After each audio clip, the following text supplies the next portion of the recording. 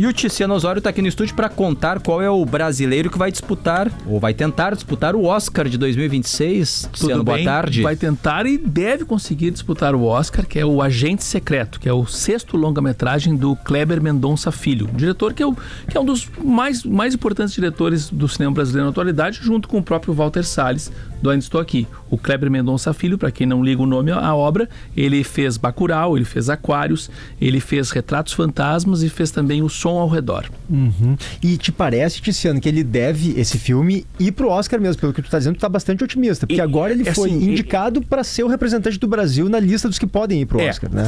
Vou fazer um breve resumo assim, porque assim, a indicação dele era dada como certa. Assim como foi no ano passado com Ainda Estou Aqui, né, que todo mundo achava, tinha que ser o Ainda Estou Aqui, mas a Academia Brasileira de Cinema, ela cumpre um processo de seleção, que abre inscrições, aí separa desses X filmes, 6 são os finalistas, né, para escolher um. Foi a mesma coisa esse ano.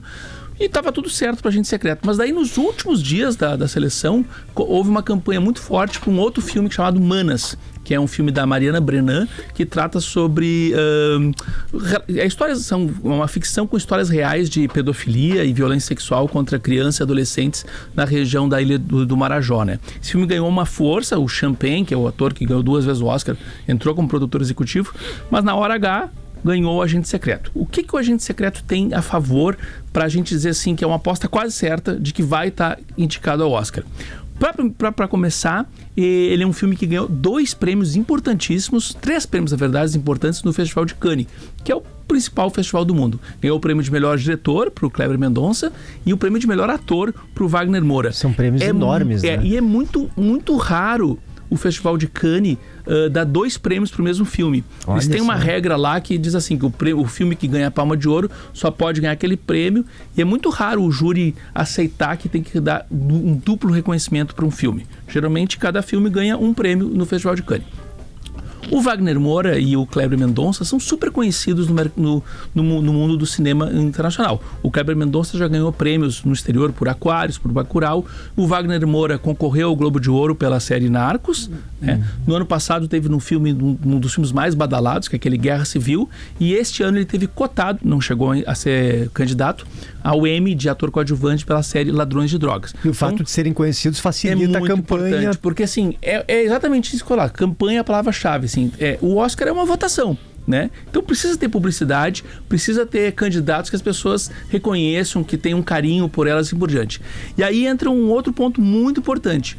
O nosso amigo, o Agente Secreto, já tem distribuidor nos Estados Unidos, que é quem faz o filme ser exibido e faz o filme acontecer, que é a empresa chamada Neon em inglês, né? Que ela é simplesmente a responsável pelas vitórias do Parasita e do Anora no Oscar de melhor filme.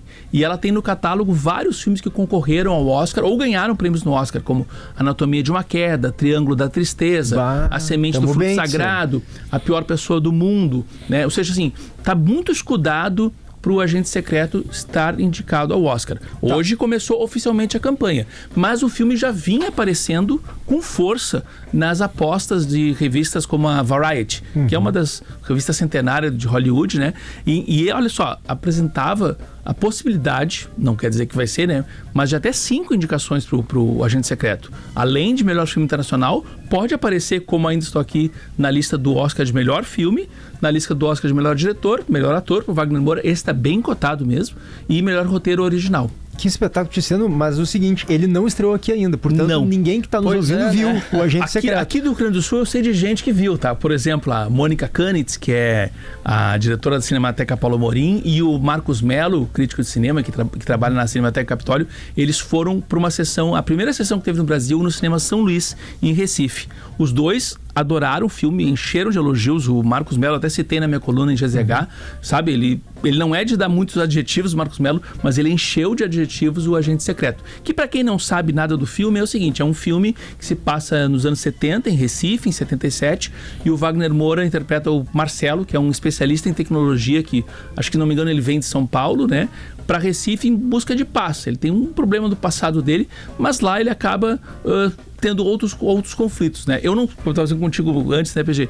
Eu não sei nada sobre o filme, né? E eu não quero saber sem assistir. Eu só sei essa linha básica aí, mas estou bem interessado, e as pessoas que viram disseram que é um thriller político surpreendente e eletrizante, com 2 horas e 40 minutos de duração. Quando é que a gente vai poder ver esse ano? 6 de novembro estreia nos cinemas. Cinemas apenas. Sim, cinemas apenas. 6 de novembro, portanto. Talvez tenha alguma pré-estreia antes, não sei. Mas a estreia nacional é 6 de novembro. Muito ansioso. Dizem que é um filmaço, né? Valeu, Tiziano. Obrigado. Então, 6. Certamente é um filmaço, né? Acho que dá pra ter certeza, né, Tiziano, disso. Eu acho que esse dá pra ter um filmaço. A quantidade de prêmios que ele tá ganhando e críticos respeitados dizendo que é um grande filme. Desde que ele foi exibido em Cannes, a crítica se rendeu ao filme. Né? Eu não vi, pode ter, claro, ter visto, né? Mas eu não vi nenhuma crítica negativa ainda ao Agente Secreto. Valeu, obrigado, Tiziano. E agora nós vamos com o 60 Mais, todas as segundas-feiras aqui no programa, como organizar os bens e evitar conflitos familiares. Leonardo Martins, boa tarde. Boa tarde, Stout, boa tarde, PG. Boa tarde, Léo. Bom, falar de herança é um assunto delicado e muitas vezes um tabu para as famílias, né? Mas deixar o assunto para depois é pior. Né? Dá muita confusão. Dá muita confusão. Muita briga de família. Aí pro PG e pro Stout, que são pessoas de muitas posses, né? a recomendação é uma só. É a sucessão ainda em vida. Que aí tu não só protege o patrimônio, mas tu garante que a transição seja de forma mais tranquila, né? Claro. Evitando o desgaste, né? E para organizar essa sucessão tem vários tipos de instrumentos, né? Um deles é a doação em vida, que ela permite antecipar a transmissão do patrimônio, garantindo uma organização prévia da herança e mais segurança jurídica também. E o benefício da doação em vida é acompanhar os efeitos da escolha ainda em vida. Tu consegue saber organizar, ver o que está dando certo, o que está dando errado da organização dos teus patrimônios, né? E também tem cláusulas protetivas, como o usufruto, por exemplo, que é quando o doador continua usando o bem mesmo depois de transferir ele. E um ponto interessante também da doação é que o imposto é menor, né? 2% menor do que a doação de heranças, né? Do testamento.